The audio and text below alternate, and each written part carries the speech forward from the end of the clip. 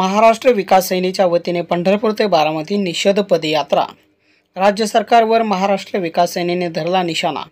तर पाहुयात बिहार सबसे तेज न्यूजच्या माध्यमातून महाराष्ट्र विकास सेनेचा निशाणा व संस्थापक किरण साठे यांनी बारामती प्रांत कार्यालयासमोर धरले बेमुदत उपोषण।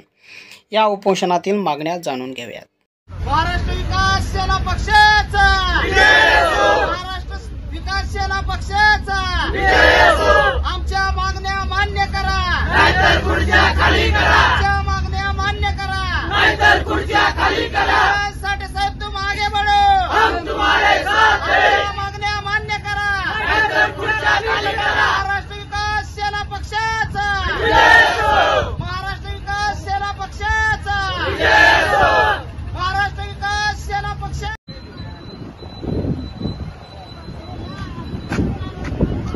नमस्ते। आज आपण बारामती येथील प्रांत कार्यालयासमोर बेमुदत उपोषण सुरू केलेलं आहे। 24 तारखेपासून आपण पंढरपूर ते बारामती पदयात्रा सुरू केली होती। त्यामध्ये आपण एकूण 7 मागण्या केल्या होत्या आणि या 7 मागण्याच्या अनुषंगाने आपण पंढरपूरपासून बारामतीपर्यंत पदयात्रा काढली।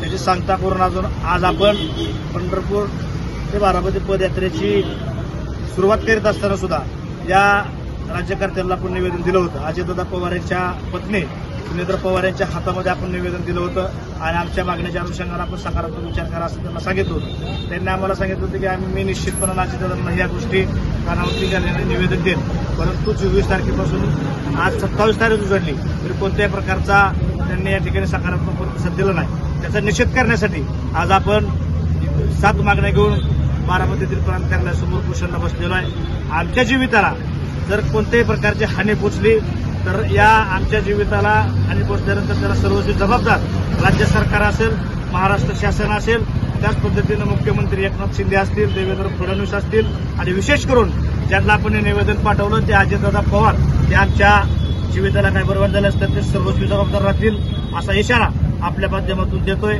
आणि आमच्या या मागण्याच्या उद्देशानं सकारात्मक पाऊल उचलून या अधिवेशनामध्ये सर्व गोष्टी मान्य कराव्यात अशी विनंती आपण या राज्य सरकारला आपल्या माध्यमातून करतोय। धन्यवाद।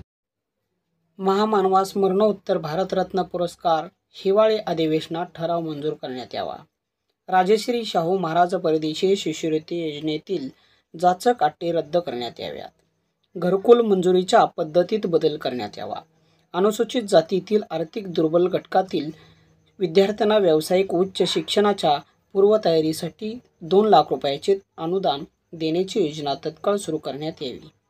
उच्च व तंत्र शिक्षण मंत्री चंद्रकांत पाटील यांनी उच्च शिक्षण मुलींना मोफत करणार असल्याची घोषणा केली होती, त्याचीच अंमलबजावणी करण्यात यावी।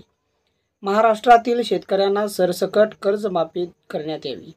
येणाऱ्या अधिवेशनातील आर्थिक संकल्पामध्ये आरटीसाठी निधीची तरतूद करण्यात यावी। अशाच मागण्या उपोषणावेळी करण्यात आल्या। बिहार सबसे तेज न्यूजला लाईक करा, शेअर करा, सबस्क्राईब करा।